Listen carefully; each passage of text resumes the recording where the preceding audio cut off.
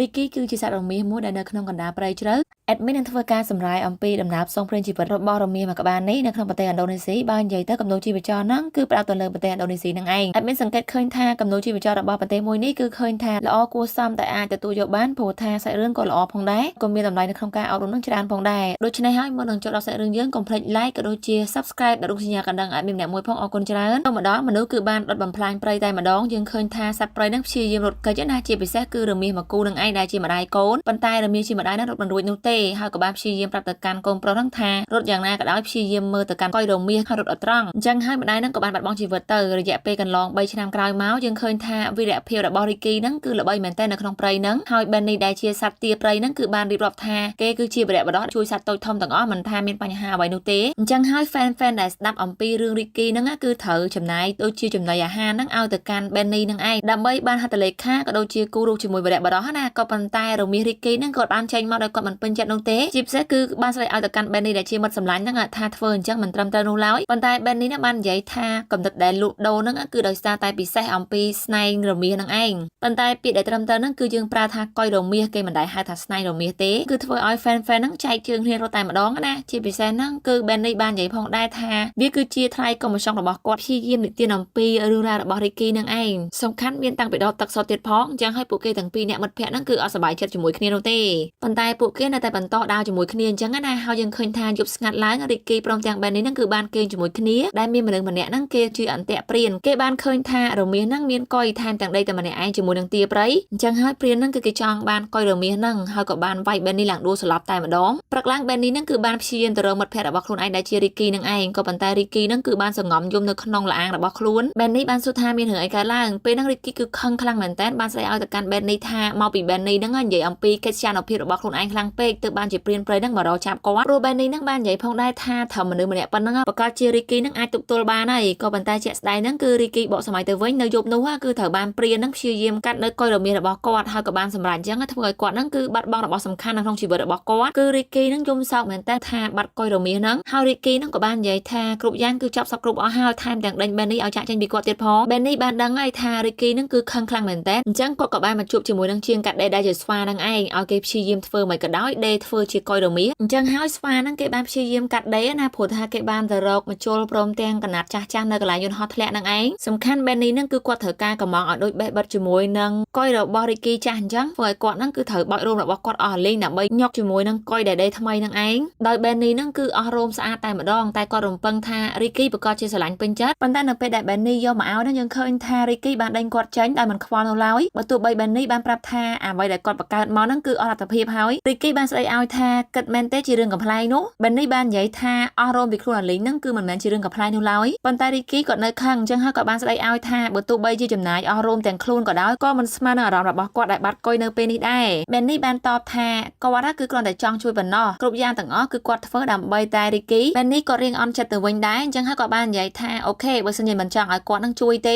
គាត់គឺឈប់ជួយដែរទាំងដែល Ricky ហ្នឹងគឺនៅតែបន្តខឹងថាគាត់មិនត្រូវការជំនួយរបស់ Benny នោះឡើយហើយ Benny ហ្នឹងក៏បានដើរចាក់ចេញទៅសត្វស្លាប់ដែលនៅក្បែររូងរបស់ Ricky ហ្នឹងគឺបាននិយាយថា Ricky ហ្នឹងគឺគួរឲ្យអាម៉ាស់ខ្លាំងណាស់ Ricky ហ្នឹងបានតបថាខ្ញុំប្រកាសជាដឹងហើយថាខ្ញុំហ្នឹងគឺជារមាសដែលគួរឲ្យអាម៉ាស់ព្រោះថាអត់មានកុយប៉ុន្តែបាក់សីមួយនោះបានតបទៅវិញថាគាត់មិនបាននិយាយអំពីរមាសដែលអត់មានកុយនោះទេគាត់បាននិយាយថា Ricky ហ្នឹងគិតតែពីខ្លួនឯងពេកហើយមានគិតអំពីអារម្មណ៍របស់ Benny ដែលត្រូវព្យាយាមដករោមរបស់ខ្លួនឯងម្ដងមួយទេតែវាឈឺចាប់កម្រិតណា Ricky ហ្នឹងគឺខឹងរហូតតតែខ្វាក់ភ្នែកតែម្ដងមានណានៅពេលដែលនិយាយបែបហ្នឹង Ricky គឺដឹងខ្លួនខុសបានព្យាយាមរត់ទៅរក Benny ចំណែកឯ Benny ហ្នឹងគឺជាសត្វទាដែលអត់មានស្លាប់សម្រាប់ការពារខ្លួនបានរអ៊ូបណ្ដាហើយដើរបណ្ដាពេលហ្នឹងក៏បានជួបជាមួយនឹងបង្គួយព្យាយាមចង់ស៊ីគាត់ផងដែរ Benny ហ្នឹងទាំងខឹងទាំងឈឺខ្លួនណាបានព្យាយាមរត់ផងដែររហូតដល់គាត់ហ្នឹងគឺរមាធ្លាក់ទឹកតែម្ដងណាសំខាន់ចូលទឹកហ្នឹងគាត់សង្ឃឹមថាគាត់អាចហែរួចប៉ុន្តែសត្វស្លាប់នៅពេលដែលអត់មានស្លាប់ហ្នឹងគឺសូម្បីតែហែក៏ហែមិនរួចដែរមានណាគឺបាន Ricky នឹងឯងជាអ្នកជួយគាត់ឡើងវិញនោះ Ricky បានសុំទោសទៅកាន់ Benny ព្រមទាំងពាក់កុយដែល Benny ព្យាយាមដេកឲ្យផងដែរ Benny បាននិយាយថាគាត់ដឹងថាគាត់ហ្នឹងគឺជាមនុស្សញ៉ៃញ៉ៃក៏ប៉ុន្តែគាត់គ្រាន់តែចង់ជួយអញ្ចឹងណាទើប Ricky ហ្នឹងបានហៅថាឆាប់មើលមកគាត់ហ្នឹងគឺបានពាក់នៅកុយដែល Benny ព្យាយាមដេកឲ្យគាត់បន្ទាប់មកមាត់សម្លាញ់ហ្នឹងក៏បានត្រូវគ្នាវិញដោយសោកក្អាកក្អាយថានឹងបន្តរស់នៅជាមួយគ្នាជាទីពឹងរវាងគ្នានឹងគ្នាបន្តទៀតអាណិតតែ Benny តែប៉ុណ្ណោះដែលគាត់ហ្នឹងគឺអត់មានរោមទេអញ្ចឹងហើយគាត់ល្ងាខ្លាំងមែនតើគាត់ក៏បានយកស្លឹកឈើមករុំខ្លួនប៉ុន្តែស្លឹកឈើក៏វាមិនរុំជាប់ដូចជារោមដែរអញ្ចឹងហើយគាត់ក៏បានយកសបកឈើមកពាក់ប៉ុន្តែសបកឈើហ្នឹងធ្វើឲ្យគាត់ពិបាកដើរមែនតើធ្វើឲ្យ แบนนี้นั่งคือแถลระมงปุงปังตลอดตะลันแต่มาดองนี่ฮะคือจิการและบองระบองมันแพ้เติบแต่งแบนนี้พร้อมแต่งริกีนั่งคือแบนมาจูบจมวยนั่งสวาได้จีเจียงกัดได้ฮากับบานกระมองเอาสวาเฟอร์รูมสัตว์ไอกอดก็ปันใต้สวานั่งคือเหมือนแจนุเต้บ้านทำสักกัดสำเร็จบำเพ็ญเอากอดขังกลายก็โดยจีอากาศจังการมาพลองที่ยังเคยแทะในขนมปลายเจริญนั่งมีนตักชูได้มีนคลาปีกับบ้ากับปงปลายขณีจีบเซนนั่งคือมีนโตนบอมมนุษย์ยืงนั่งกับปงตายสำลังมือต่อการสัตว์คลามวยนี้ได้เท่าไอคลานั่งคือบ้านฮอตเตียโตนั่งหลังทะเลตายมาดองฮาวเปลี่ยนไปนั่งประจิตข้างคลั่งแมนแตนก็ปันตายขณีกอดไปน้องกับปงอาเซฟีหลังชูตั้งแต่ได้ก็บ้านสไลทากำระบบทอรุกไอมือเจ้าชมากับหอยนั่งเตียระบอกกอดหลังเข้าตายมาดองจังให้มาเนี่ยนั่งกับบ้านบัญชีอาโกนใจได้มีชมูทาบูเกงนั่งเรียบอันเตะเตอร์ดับใบจุบเลี้ยงจับซัดเป็นได้บูเกงนั่งก็คือจีมันนึกได้มันซึ่งมีปัญญาโนเต้กอดเห็นกับพลายบาปีเนี่ยปกโกนคลาในเว้นกับปงชงอโดยประดามต่อการโกนไซรานั่งท่าอ่อยถอยชงายตื่นวิอาชีอุปกรณ์ได้มนุษย์เยอะนั่งคือบังการลานใบจับปุเก้ปกระบาราบานซูทาตาโกนจำเต้ทาปุเก้แบบนั้นรานั่งบานใหญ่ทามนุษย์ต่างอ้อนั่งคือจีมนุษย์ได้ครูทนะปกราก็บานบังเรียนใบโกนนั่งบานสไลคลังพังกลมเรียมกาเปียคลุ่นกะเลยมาเมอร์สฟ้าบานชีเจียมจูโจลเนยคอยระบอรมีได้เป็นนั่งบันดีบานใหญ่ทามือเต้วิมันล้อนุล้อยยื่นกูแต่ซูคลาเต้ดำใบจังบานเนยคอยปิดประกอบนักเยอะมาเอาริกีวิ่งฉบับหน้าคลาคือเชียร์ไอซัดจังหาเกประกอบจะดังทาตาเยอะแต่รอคอยปิดประกอบไหนนะบรรทบมาว่าแบนนี่พร้อมเตียงริกีนั่งกับบานฟูดำนาแต่รอไอคลานังไอตามแผนตีระบอบปุเก้ชดได้บูแกงเปียนั่งคือเปิดจิตซอสอาคลังเหม็นแตนผลทาปลอมจมูกนังสัตว์ไปโนบรรทบมาเมระบอบบูแกงนั่งกับบานชลอเกายึดเคยทาราได้จีโกนคลานั่งกำปงแต่ชีเยี่ยมหัดสำเร็จใส่ในกระไลตักชัวได้เอาปกระบอบคลานั่งบานใหญ่ทาชีเยี่ยมอันดับวอเตอร์ทั้งไงนามวยโกนประกอบจิตใส่โดยเฉียบปกจังบรรทุใบจีโกนั่งบานใหญ่ทาเนียงประหารจีอเมนสมัติเพศดับใบสไลหรือโดยเฉียบปกโนเต้ประตอบเมาเมระบอบบูแกงนั่งกับบานตำรองกับเพลิงดับใบใบราก็บันแต่ปกระบอบคลานั่งคือบานดังจังให้กดนอมโกนรถนั่งไปได้รถมาดองคางคลานั่งคือจบบันเตะตายมาดองโกนคลานั่งชีเยี่ยมสไลดับใบจุยปกก็นะก็บันแต่ปกนั่งบานปราบทาชับรถเตอร์ให้เรากระไลสมัติเพศนี่ให้ได้แอดมินจังประเจทามันทาซัดหรือกมโนเต้นั่งไปได้เมียนตกตายตะกาเปียโกนจุนในไอแบนนี้ดังดาวตามเพลิงกับปกเกิดทานั่งไปได้จูบคลานั่งกูตายเอาเตสเนียมให้คลานั่งทาประอามาจ้าหรือก็ให้ทาคลาธรรมดาให้กูแต่สู้แบบหน้าดำใบเอาเกนั่งจุยเราในก้อยเรื่องมีนั่งเอาดิกี้ปันตาดิกี้บ้านใหญ่ทากงควาควายเป้เฟิร์มเอาละบ้านจุซะนะเตียงได้แบบนี้บ้านใหญ่พองได้ทายังเถอแต่เรียบจำมนจังไงเหมือนดังทาเกจุยยังอดสโลเปนั่งคือกองคลาบ้านรถบกกวาดตายมาดองได้แบบนี้บ้านใหญ่ทาเหมือนนักสมานทาสตัดไปนั่งคือตุยแบบนังซ้อเปนั่งราคือบ้านปรับทามีมนุษย์ปีเนี่ยนั่งชีเยี่ยมเฟิร์บาปุเก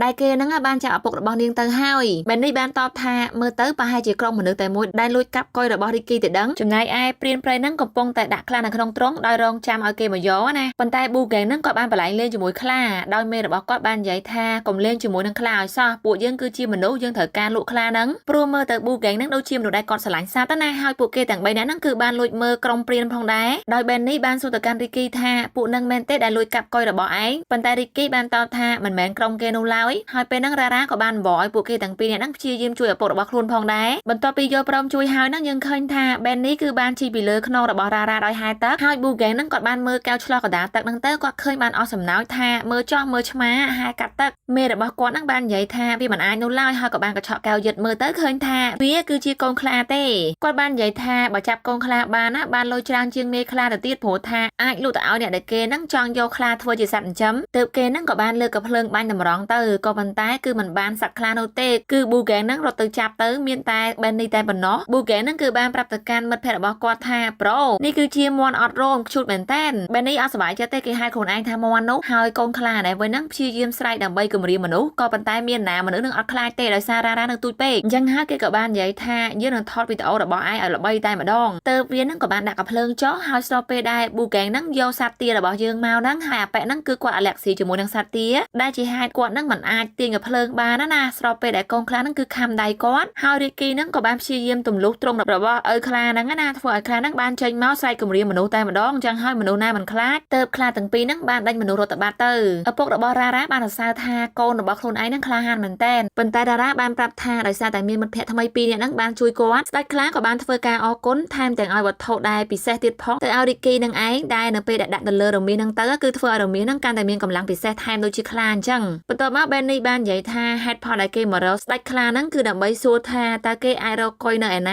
่อาศัยได้เชียโกนชายคลานั่งบ้าน បានប្រាប់ថាតាមដែលគាត់ដឹងគឺអាចមានប្រភេទដូចជាស្តៀងសត្វកុយរមាសអញ្ចឹងប៉ុន្តែវាមិនមែនប្រភេទរមាសសុទ្ធនោះទេគឺគេអាចទៅធ្វើការស្វែងរកពីពួកគេបានបន្ទាប់មករីគីព្រមទាំង Benny ហ្នឹងក៏បានធ្វើដំណើរបន្តផងដែរទៅកាន់ព្រៃដ៏ធំមួយដែលមានដំរីយ៉ាងច្រើនកូនដំរីដែលទូជាងគេហ្នឹងគឺគេបានប្រាប់មេវងថាវាឃ្លៀងខ្លាំងមែនតើវាចង់ហូបអីកូនដំរីហ្នឹងដើរបដាលូបដារហូតដល់មេវងរបស់វាហ្នឹងប្រាប់ថាដល់ពេលឈប់សម្រាកដែលត្រូវហូបអីហើយអញ្ចឹងហើយដំរីគឺគេស្ដាប់មេវងនៅពេលដែលមេវងឲ្យឈប់គឺឈប់ជាហេតុដែលវានៅពេលដែលចាក់ចេញពីវងហើយគឺមិនអាចចូលវងវិញបាននោះទេសូម្បីតែពេលស៊ីចំណីហ្នឹងក៏មេវងជាអ្នកស៊ីមុនដែរដោយសារថាមេវងហ្នឹងស៊ីចំម្នាស់ពលអញ្ចឹងហើយមេវងហ្នឹងគឺបានដេកដួលតែម្ដងលើកលែងតែកូនដំរីតែប៉ុណ្ណោះមេវងហ្នឹងក៏បានបញ្ជាឲ្យកូនដំរីទៅរកថ្នាំម្យ៉ាងដែលជាថ្នាំបន្សាបសម្រាប់ថ្នាំពុលកូនដំរីបានសួរមេវងថាតើថ្នាំបន្សាបហ្នឹងមានរូបរាងដូចម្ដេចមេវងបានប្រាប់ថាវាគឺជាស្មៅដែលដោះលើសម្បុកសត្វស្លាបឆាប់ទៅរកភ្លាមទៅដូនីអញ្ចឹងហើយដូនីហ្នឹងក៏បានរត់ទៅបែននេះព្រមទាំងរីគីក៏បានធ្វើដំណើរទៅមុខដោយគាត់ហ្នឹងក៏បានលើផងដែរថាដូចជាវងមនុស្សក៏ប៉ុន្តែនៅពេលដែលគាត់ហ្នឹងឆ្លោះមើលទៅឃើញថាវាគឺជាប្រមោទដែលស្តៀងនឹងកុយរមាសនឹងឯងពេលដែលសត្វទាំងពីរក្បាលទៅដល់ហ្នឹងគឺជួបជាមួយនឹងកូនដំរីដែលវាកំពុងតែព្យាយាមរកសត្វស្មៅថ្នាំបន្សាបហ្នឹងកូនដំរីបានសួរទៅកាន់បែននេះថាបែននេះគឺជាសត្វស្លាបគួរតែអាចជួយបេះស្មៅឲ្យគាត់បានប៉ុន្តែបែននេះបានតបថាគាត់ហ្នឹងគឺជាសត្វស្លាបមែនក៏ប៉ុន្តែគឺជាទាទេហើមិនរួចឡើយដំរីហ្នឹងបានប្រាប់ផងដែរថាមេវងរបស់គាត់ព្រមទាំងវងហ្នឹងគឺបានពោលដូច្នេះហើយមេវងហ្នឹងគឺបានឲ្យគាត់មករកថ្នាំហ្នឹងដើម្បីទៅបន្សាបពួកគេប៉ុន្តែកូនដំរីបាននឹកឃើញថាយ៉ាងណាក៏ពួកគេហ្នឹងអាចជួយនាងបានដែរអញ្ចឹងហើយបែននេះហ្នឹងក៏បានធ្វើការជួយផងដែរក៏ប៉ុន្តែបែននេះហ្នឹងគឺបានឡើងទៅរអិលធ្លាក់ហើយរ៉េណូហ្នឹងគាត់បានធម្មពលរបស់ខ្លា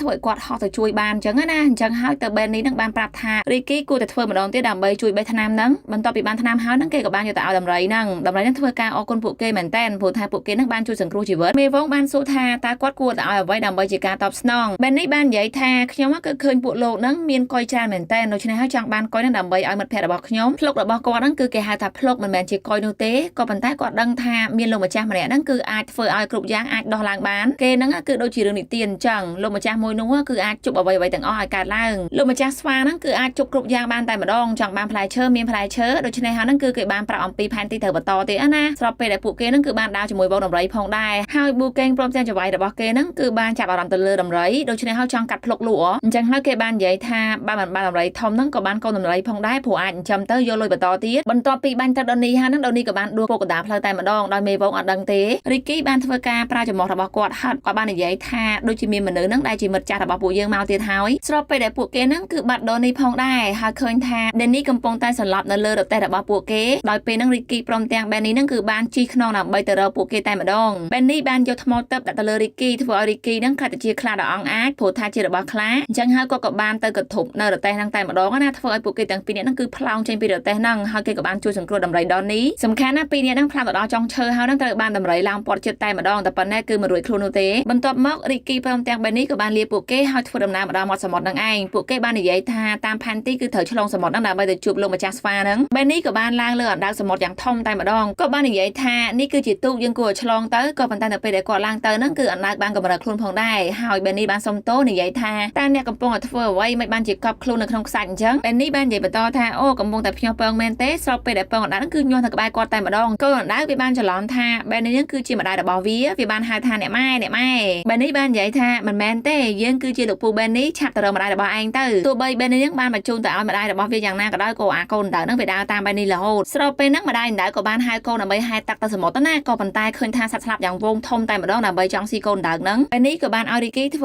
ជាដំរីយ៉ាងធំតែម្ដងព្រោះមានថ្មទឹករបស់ដំរីហ្នឹងហើយក៏បានបូមនៅដីខ្សាច់ហ្នឹងបាញ់ទៅខាងពួកបាក់សីសត្វស្លាបហ្នឹងធ្វើឲ្យពួកគេធ្លាក់ទឹកតែម្ដងបន្ទាប់ពីសង្គ្រាមហ្នឹងចប់យើងឃើញថាមេអណ្ដើកហ្នឹងគឺបានអរគុណពួកគេទាំងពីរនាក់ហើយនិយាយថាបើសិនជាគ្មានពួកគេទេហ្នឹងកូនរបស់គេប្រកាសជាស្លាប់ជាមិនខានបន្ទាប់មកមេអណ្ដើកក៏បានឲ្យថ្មទឹកហ្នឹងទៅកាន់ពួកគេដែលនិយាយថាពួកគេអាចនឹងហែទឹកបានហើយគឺជាការអរគុណរបស់ពួកនាងបន្ទាប់ពីប្រើថ្មទឹករីគីហ្នឹងក៏បានខ្លាចទៅជាអណ្ដើកយ៉ាងធំតែម្ដងធ្វើឲ្យបែននីហ្នឹងឡើងជិះពីលើកូនអណ្ដើកទាំងអស់ហ្នឹងក៏បានហែទឹកតាមផងដែរដែលនិយាយថាជំរាបលាអ្នកម៉ែព្រោះថាគេហ្នឹងគឺច្រឡំបែននីថាហៅអ្នកម៉ែតាំងពីដំបូងម្ល៉េះពួកគេក៏បានធ្វើដំណើរឆ្លងសមុទ្រហ្នឹងទៅក៏ប៉ុន្តែបែននីហ្នឹងគឺបានគិតថាដូចជាលិចទៅអញ្ចឹងតើរីគីហ្នឹងគេងមែនទេរីគីបានតបថាគាត់អាចបានគេងទេក៏ប៉ុន្តែរូបរាងរបស់គាត់ហ្នឹងគឺប្រែទៅជាកូនរមាសវិញណាអញ្ចឹងហើយពួកគេក៏បានលិចទៅដល់បាតសមុទ្រតែម្ដងនៅពេលដែលលិចដល់បាតសមុទ្រហ្នឹងគេក៏បានខ្លាចទៅជាអណ្ដើកវិញដោយប្រើថ្មទឹកប៉ុន្តែរីគីក៏បានឃើញថាអណ្ដើកមួយហ្នឹងគឺបានជាប់សំណាញ់នៅខាងក្រោមពួកគេទាំងពីរនេះហ្នឹងក៏បានចុះទៅជួយក៏ប៉ុន្តែកាត់សំណាញ់អត់ដាច់ទេរហូតដល់បែននេះហ្នឹងគឺបានប្រើថ្មទឹករបស់ខ្លាហ្នឹងធ្វើឲ្យពួកគេហ្នឹងកាត់ដាច់នៅពេលដែលដល់ខាងលើហ្នឹងអណ្ដើកក៏បានធ្វើការអរគុណផងដែរព្រោះថាជួយសង្គ្រោះជីវិតរបស់គេហើយសួរថាតើពួកគេនឹងធ្វើដំណើរទៅណ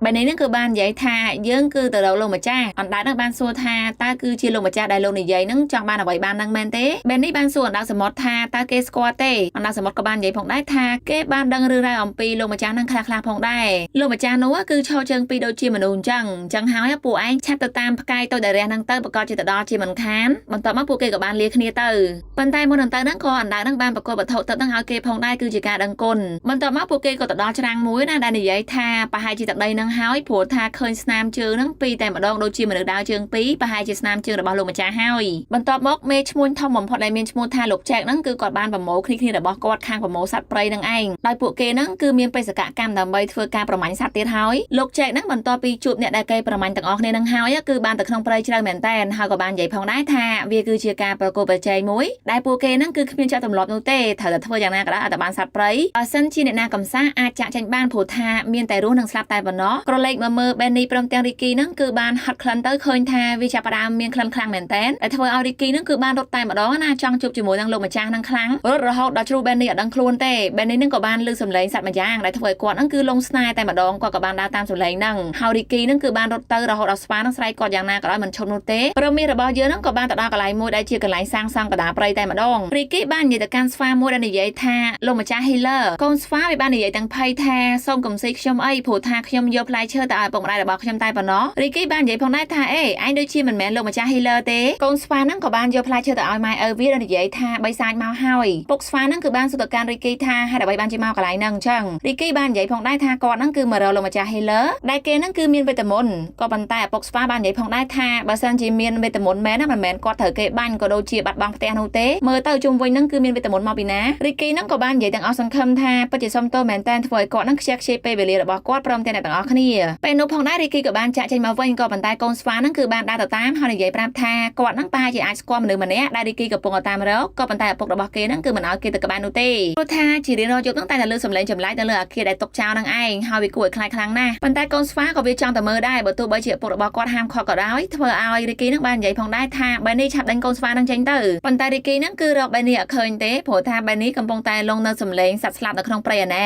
Benny ក៏បានដើរតាមសំឡេងច្រៀងហ្នឹងប៉ុន្តែยังឃើញថាសម្រាប់ព្រមទាំងសំឡេងព្រះនាងនឹងពិតជាតាក់ទាញមែនតែនហើយព្រះនាងនឹងមានឈ្មោះថា Peppy ដោយព្រះនាងគឺមិនព្រមសោយអ្វីទាំងអស់បើទោះបីជាសត្វទាំងអស់ហ្នឹងគឺយកមកឲ្យក៏ដោយអញ្ចឹងហើយទ្រង់បានមានបន្ទូលថាចង់សោយត្រីហើយ Benny ក៏ឆ្លាតណាស់ក៏បានយកនុយដង្កូវហ្នឹងទៅដាក់ឲ្យបានត្រីយ៉ាងធំដែលយកមកអាំងហ្នឹងធ្វើឲ្យក្លិនរបស់វាឈ្ងុយរហូតដល់ព្រះនាងតាក់ទាញតែម្ដងបន្ទាប់មក Benny ហ្នឹងក៏បានព្រះនាងរាប់អានថែមទាំងអរគុណគេទៀតផងព្រោះថាគេនិយាយសិតភាសាបារាំងអាំងត្រីអីហ្នឹងអត់និយាយភាសាអង់គ្លេសនោះទេ Ricky ក៏បានចូលមកដល់សួរថាពួកគេកំពុងតែធ្វើអ្វីដោយពេលហ្នឹង Benny ក៏បានណែនាំខ្លួនផងដែរព្រមទាំងណែនាំទៅកាន់ព្រះនាងប៉ុន្តែ Ricky ហ្នឹងបែរជាសួរចំអកថាតើគេហ្នឹងគឺជាមិត្តស្រីថ្មីមែនទេប៉ុន្តែព្រះនាងហ្នឹងគឺបានតបវិញផងដែរថាទ្រង់គឺមិនពាក់ព័ន្ធជាមួយនឹងទាតនៈទាបបែបហ្នឹងនោះទេបន្ទាប់មក Benny ហ្នឹងក៏បាននិយាយទៅកាន់ Ricky ទៅពីរនាក់ថាតើគេមកទីនេះធ្វើអ្វីហើយ Ricky ឯងនិយាយអញ្ចឹងធ្វើបាបខ្ញុំហើយប្រកាសជាព្រះនាងហ្នឹងអាចខ្ញាល់ថាបានដែរក៏ប៉ុន្តែ Ricky បាននិយាយថាភ្លេចហើយមែនទេយើងគឺរកឃើញលោកម្ចាស់ Healer ហើយកូនស្វានៅខាងលើក៏បាននិយាយថាតើឆាប់ទៅព្រោះថាដល់ពេលវេលាហើយគេនឹងអាចនាំផ្លូវទៅកូនស្វាបានសួរថាហេតុអ្វីបានជាទាហ្នឹងអត់មានរោមអញ្ចឹងតើមានរឿងអីកើតឡើ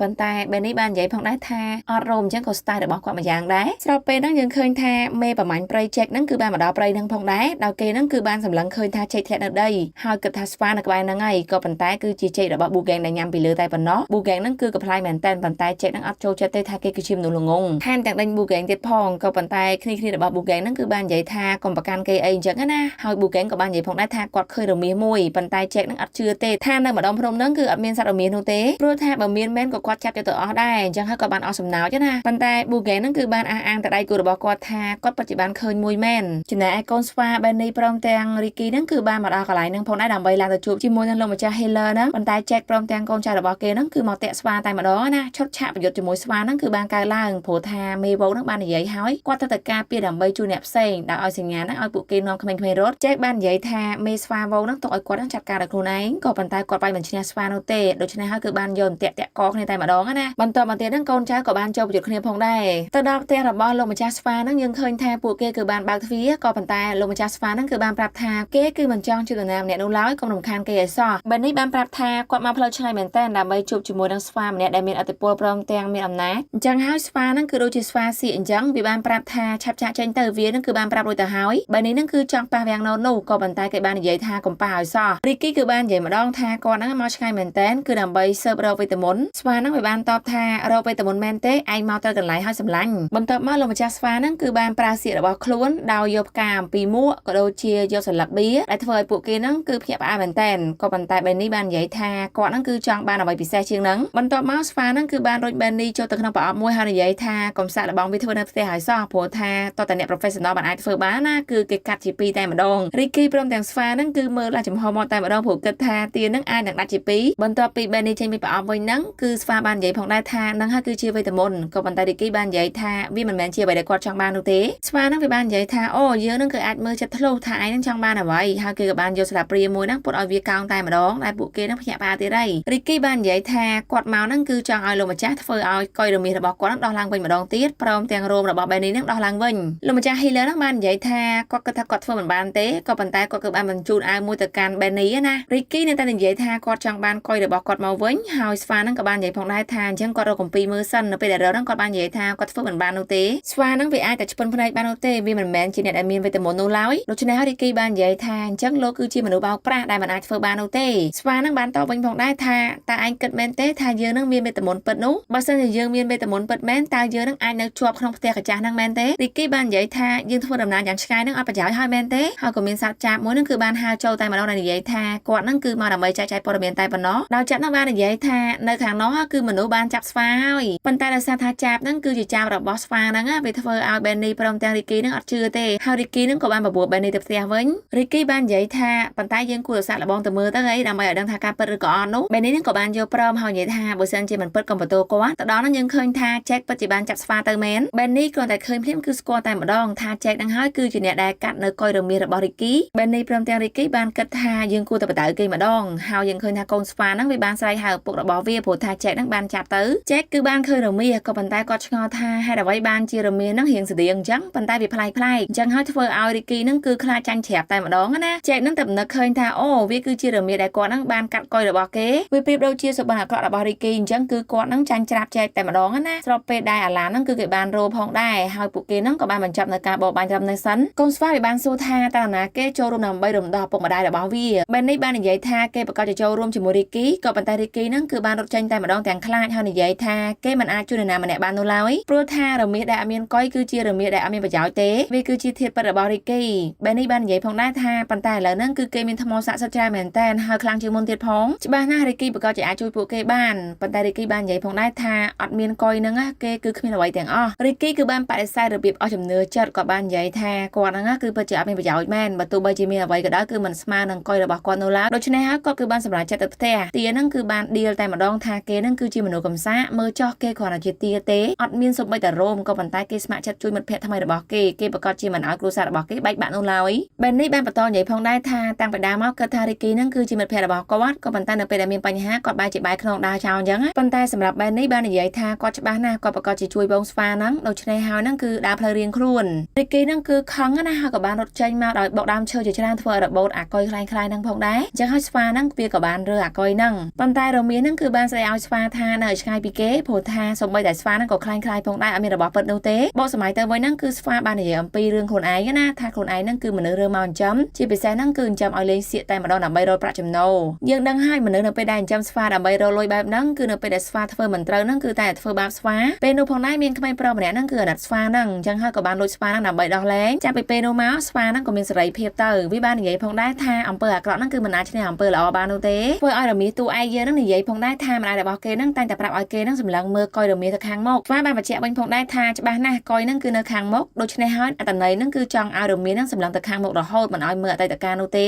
រមាសហ្នឹងបាននិយាយថាអូឥឡូវគឺគាត់យល់ហើយមិនមែនអាស្រ័យទៅលើថាមានឬក៏គ្មាននោះទេអាស្រ័យថាសម្លឹងមើលទៅខាងមុខរហូតនឹងឯងអ្នកប្រមាញ់គេបានប្រមូលសត្វព្រៃដើម្បីឡើងទូកស្របពេលដែលបែននេះបានប្រាប់ទៅកាន់កូនស្វាផងដែរថាយើងត្រូវមានផែនការដើម្បីប្រយុទ្ធអញ្ចឹងហើយត្រូវចែកចាយព័ត៌មានទៅកាន់សត្វដទៃទៀតដើម្បីជំនួយព្រមទាំងឲ្យគេនឹងប្រមូលតបមកថែមបន្ទាប់ពីសត្វព្រៃមកជុំគ្នាយើងឃើញថាផែនការរបស់ទីអត់រោមយើងហ្នឹងគឺបានប្រាប់ថាឲ្យសត្វផ្សេងទៀតនឹងបញ្ឆោតកូនចៅរបស់ចែកហើយគេនឹងប្រយុទ្ធជាមួយចែកប៉ុន្តែអត់មានសត្វព្រៃណាគ្រប់គ្រងនៅផែនការរបស់បែននេះទេសូម្បីតែសមប្រយុទ្ធហ្នឹងក៏វាមិនកើតផងដែរលើកលែងតែសមត្ថភាពរបស់ដំរីតែប៉ុណ្ណោះព្រោះថាដំរីគឺជាសត្វដែលមហាកម្លាំងបែននេះបាននិយាយថាអូខេឥឡូវហ្នឹងគឺស័ក្តិសមដល់ពេលប្រយុទ្ធហើយព្រោះថាដំរីហ្នឹងគឺបានមានសមត្ថភាពដើម្បីប្រយុទ្ធមែនគ្នារបស់ចែកហ្នឹងគឺបានមកបន្ថែមផងដែរហើយគេបាននិយាយផងដែរថាបេសកកម្មមិនទាន់ចប់ទេចាំម៉ោង 4 រសៀលអញ្ចឹងហើយចែកក៏បាននាំគ្នា គ្នាចូលព្រៃបន្តទៀតណាបែបនេះក៏បានបញ្ជាឲ្យសត្វនឹងធ្វើការចែកជាក្រុមដោយការប្រមាណហ្នឹងគឺបានតែកាត់ខ្សែទូនៅឯក្រុមកណ្ដោហ្នឹងគឺបំផ្លាញនៅវត្ថុដែលគេតាមប្រមាញ់សត្វនឹងឯងហើយក៏ភ្លើងមួយចំនួនត្រូវបានខ្លាឃ្មុំទម្លាក់ចោលបន្ទាប់មកពួកគេក៏បានរៀបចំអន្ទាក់ផងដែរអាប៉ែចែកហ្នឹងវាបានប្រាប់កូនចៅវាថាមុននឹងចាក់ចេញពីព្រៃហ្នឹ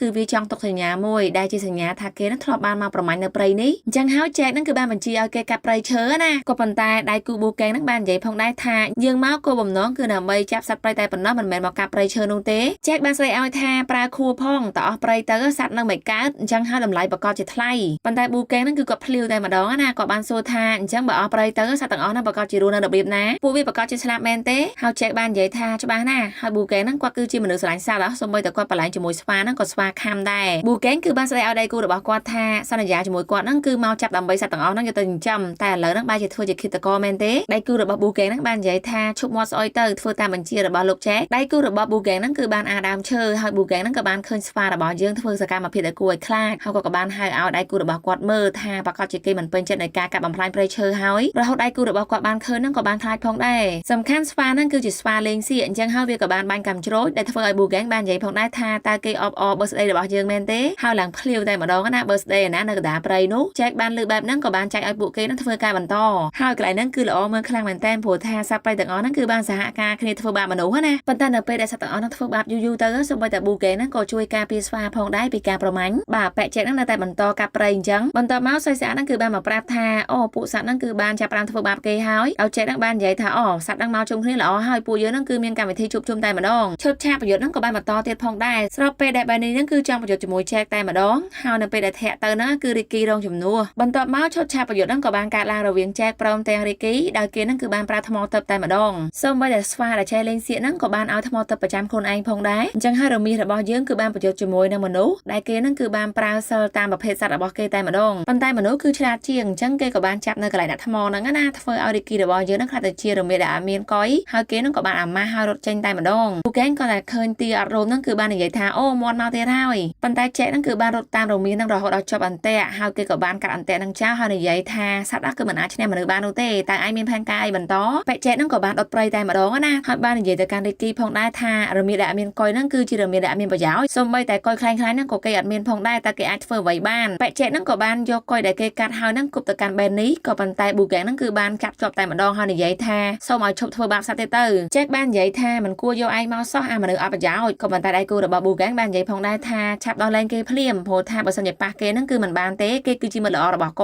ត់ដូច្នេះហើយចែកព្រមទាំងប៊ូកេងហ្នឹងគឺបានវាយគ្នាតែម្ដងព្រោះគេហ្នឹងគឺមើងងាយពួកគេទាំងពីរនាក់ហើយយើងឃើញថាបែបនេះបានបបួលរីគីរត់ផងដែរព្រោះគេគិតថាមិនឈ្នះមនុស្សនោះទេរីគីបាននិយាយថាបើទោះបីយ៉ាងណាក៏ដោយយើងត្រូវតែសង្គ្រោះព្រៃព្រោះថាឆេះអស់ហើយនៅពេលដែលភ្លើងឆេះព្រៃបែបហ្នឹងកូនចៅរបស់ចែកក៏មករកទូកជីផងដែរក៏ប៉ុន្តែយើងឃើញថាសត្វទាំងអស់នៅលើទូកគឺបានចាក់ចេញអំពីត្រង់ដែលពួកគេហ្នឹងមានឱកាសធ្វើបាបមនុស្សវិញណាឡើងទូកក៏ពិតមែនប៉ុន្តែលិចតែម្ដងបន្តមកទៀតវងសត្វទាព្រៃហ្នឹងគឺបានសម្រុកមកធ្វើបាបពួកគេនៅក្នុងទឹកសំខាន់ស្វាដែលចេះវេទមន្តហ្នឹងគឺបាននិយាយថាភ្លៀងប្រកបជាស្រោចមកហើយស្របពេលដែលដំរីហ្នឹងគឺបានបូមទឹកដើម្បីបណ្ដុតព្រៃតែម្ដងបន្ទាប់មកអ្នកប្រមាញ់ហ្នឹងក៏បានរត់ចាក់ចេញពីហ្នឹងទៅព្រោះថាសម្បីតែចែកហ្នឹងក៏ត្រូវបានដើមឈើសង្កត់គាត់ដែរអាហ្នឹងឯងខំប្រឹងកាប់ដើមឈើពេកហើយយើងឃើញថាជោគជ័យហ្នឹងគឺបានទៅលើពួកសត្វព្រៃហ្នឹងឯងពួកគេហ្នឹងគឺបាននិយាយថាសរសើររីគីព្រមទាំងស្រឡាញ់រីគីណាបែរនេះបាននិយាយផងដែរថារីគីគឺជារមាសដែលអត់មានកុយរមាសរបស់យើងហ្នឹងចុងក្រោយបាននិយាយផងដែរថាគាត់គឺជារមាសដែលអត់មានកុយក៏ប៉ុន្តែគាត់មិនត្រូវការកុយរមាសនោះទេព្រោះថាគាត់នៅតែជារមាសសំខាន់គឺគាត់ស្គាល់ខ្លួនឯងច្បាស់គ្រប់គ្រាន់ហើយចុងក្រោយបំផុត admin សង្ឃឹមថាអ្នកទាំងអស់គ្នាប្រកាសជាស្រឡាញ់សត្វព្រៃព្រមទាំងព្រៃឈើព្រោះថាវាជារបស់ធម្មជាតិមួយដែលយើងមិនអាចងាយរកបាននោះទេហើយតម្លៃនៃការអប់រំនៅក្នុងរឿងនេះគឺថានៅពេលដែលយើងជឿជាក់ខ្លួនឯងក៏ដូចជាការសាមគ្គីនោះប្រកាសជាអាចឈ្នះនៅឧបសគ្គគ្រប់យ៉ាងតែម្ដងជាចុងក្រោយដំណើរផ្សងព្រេងរបស់រមាសអត់មានកុយក៏មកដល់ទីបញ្ចប់ផងដែរ admin ក៏សូមធ្វើការខន្តីអភ័យទោសដល់កំហុសឆ្គងនានាអរគុណច្រើនជម្រាបលាជួបគ្នាវីដេអូក្រោយបាយបាយ